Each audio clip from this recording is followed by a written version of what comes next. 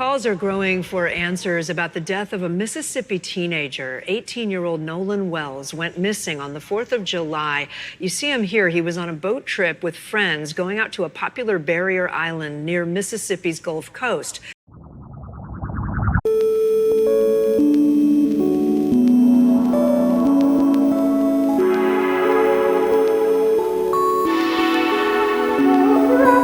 Hey brothers and sisters, welcome back to this channel.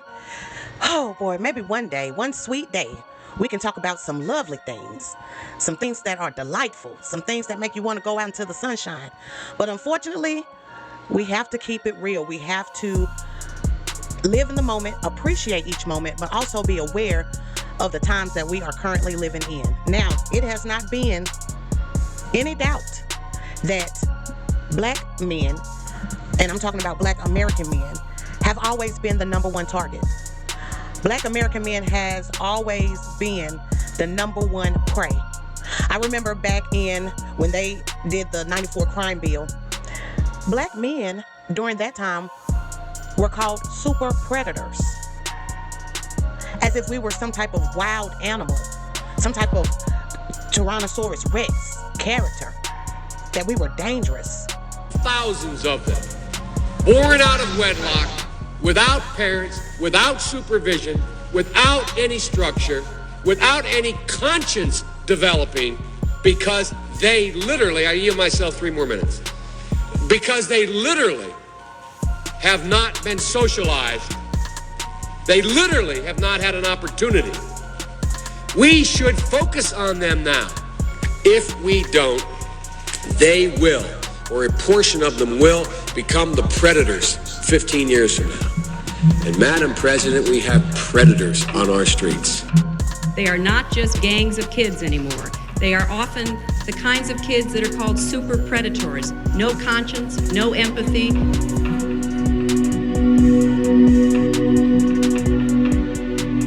I'm not a super predator. Okay, fine, we'll talk about it.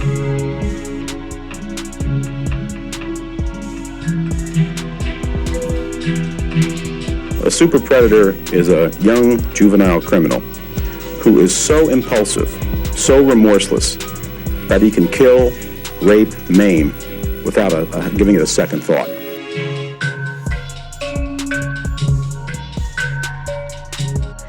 And that was specifically designed so that they could do whatever they wanted to do and be justified in doing so. And unfortunately, we have some recent things that have taken place where black men have been targeted, and that's what I want to talk about today.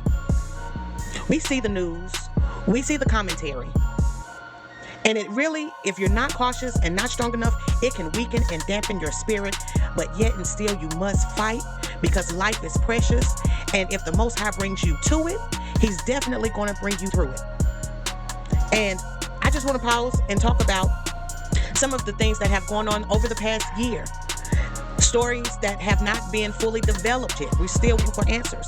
And I just want to revisit that, and then I want to come back and talk about what we need to do. Because a lot of this stuff that is going on today was taught to us. And the question is, have we ignored what our grandparents and great-grandparents and great-great-grandparents told us? Have we ignored those lessons? Or have we just simply forgotten? But let's get into it, and I'll come back with my final commentary.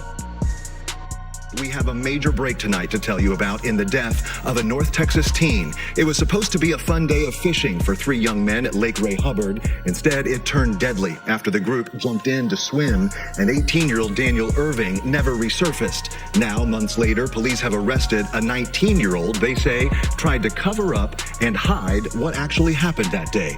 Fox 4's Alex Boyer picks up our top story from there. According to Dallas police, text messages prove that the victim and suspect knew each other and had made plans to meet up and go to a lake back in April. Now, the victim, Daniel Irving, never came home. His mom reported him missing. It wasn't until nearly 3 months after his body was recovered that police have made an arrest in connection to the case. 19-year-old Lucas Roper is accused of tampering with evidence in connection to the drowning death of 18-year-old Daniel Irving in Lake Ray Hubbard back in April. Irving's body was discovered on April 17th, 4 days after he is believed to have drowned. Irving had reportedly gone to the lake with Roper and a juvenile suspect to swim and go fishing. Days after his body was recovered, Irving's family held this news conference demanding answers. What do we want? Justice for Daniel Irving. When do we want it? Now. Irving's family said then that they wanted a full and transparent investigation. On July 9th, Roper was arrested by Dallas police on one count of tampering with physical evidence. According to an arrest warrant affidavit, Roper was interviewed by detectives after Irving's body was found. Roper told police after the three of them had jumped into the lake from the railroad track bridge, Irving drowned and Roper panicked. Instead of calling 911, the affidavit states Roper told investigators he deleted all communication with Daniel Irving from his cell phone, adding that Roper confirmed he was aware that there would be an investigation into Daniel Irving's death and he did not want to get into trouble, and states Roper threw Daniel Irving's clothes in the tree line as they fled the location. The juvenile suspect also told investigators he admitted he threw Daniel Irving's cell phone from the vehicle after suspect Roper told him to. We, the family, are deeply inclined these individuals intended on no one looking for Daniel, fighting for Daniel, advocating for Daniel. Irving's siblings said his young life was full of promise. He had just begun his recruitment to the U.S. Army. He was trained with discipline. He carried himself with a purpose. He believed in building a life of service. This has been tough on our family. Daniel he was our protector, and I have nothing but good things to say about him. He was a good kid. He just didn't deserve that. Roper was booked into the Dallas County Jail. I can tell you that his bond has been set at $10,000. Now, we don't know the status of the juvenile suspect. Because he is a minor, Dallas police are not releasing any additional information. Reporting at Dallas Police Headquarters, Alex Boyer, Fox 4 News. Calls are growing for answers about the death of a Mississippi teenager. 18-year-old Nolan Wells went missing on the 4th of July. You see him here. He was on a boat trip with friends going out to a popular barrier island near Mississippi's Gulf Coast. Authorities say Wells did not return on a boat with those same friends that afternoon. 2 days later, Wells's body was found. No cause of death has been given. The Wells family has hired attorney Ben Crump, who says they have sent the body for an independent autopsy and expect those results tomorrow. Now, I am not trying to be a pessimist. I'm just a realist. I am not trying to say that everybody is like this. I hate putting everybody under the same brush stroke. However, we know better, people. And I'm talking to my family. I'm talking to my Black American brothers and sisters. We know better. Since when have we been able to trust the dominant society? And I understand that we go to school, we're in different societies with the dominant society. But keep in mind, they will never have your absolute best interest at heart. When you look at sports, let's just take sports. I'm not even getting ready to get into the scientists and the inventors. I just want to take sports. When you see people like Mike Tyson, Evander Holyfield, current day, when you see Tank, and when you see Keyshawn Davis, and when you see upcoming Abdullah Mason, these guys don't have any better training than their opponents. But each and every time our brothers get into the ring, you see a force, you see a power that's like none other fighter there is. Bud Crawford. It's something within them that gives them strength. I know what it is, but I'm not going to get into it in this video. But you are a threat, even when you don't mean to be. They want you destroyed. And when you even think about Margaret Sanger, the founder of Planned Parenthood, she knew how to work on our mindset, and I'm talking about females. We dislike her because of what she stood for, but she was able to evolve. Even in her passing, her mission is still going on. And brothers and sisters, like it or not, we are all we have, and we cannot take that lightly. I did a video for another platform earlier today, and it was about a video I did about 2 years ago, and it says immigrants are here to stay. We have to face that. They're not deporting them as they should. If we got that many people that came in during that period of time, it should be a high measure of deportees being taken out. And there is a stop at every attempt that is being made. Houses are being built by the masses. Everywhere you go, it doesn't matter what city you stay in, what state you stay in, houses are getting put up faster than what you can blink. It used to take about a year to get a solid house foundation. Now you could get a house within 6 weeks from start to finish. It is not the intent for them to get these people out of here, unfortunately. So what does that mean? We have even more people that we have got to fight against because they want to be as close to whiteness as possible. And they're willing to be the new haters, the new colonizers. So at the end of the day, we are all we got. This is a lesson that was taught to us a long time ago by our grandparents and our great-grandparents and our great-great-grandparents. You don't go anywhere by yourself and you're the only black person. I don't care how many friends you think you have, what type of school that you go to, and you may be the only one there, that doesn't mean that you are safe. We see that.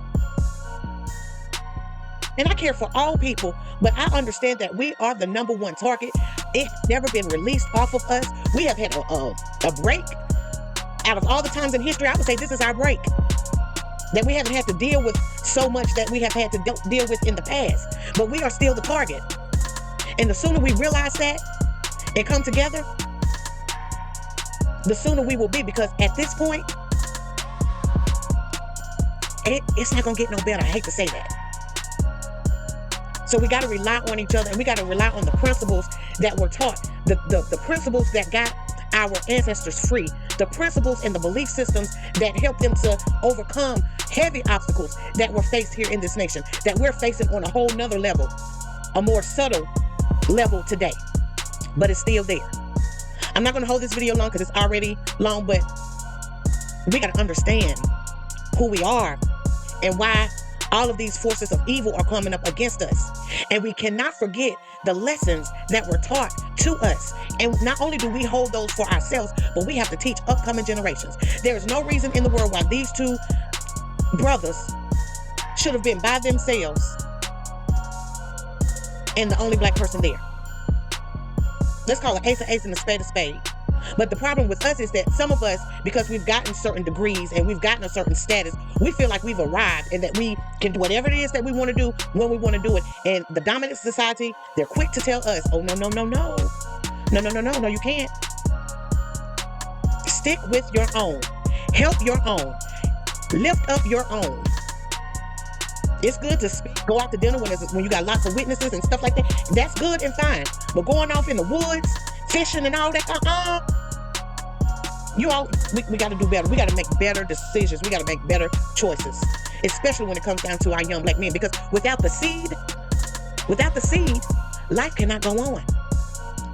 And my prayers go out to both of these families. I was going to bring another story in, but I'll save that for another day. But my heart goes out to these families. My prayers go out to these families. And we got to prevent this from happening again. Remember those lessons that were taught.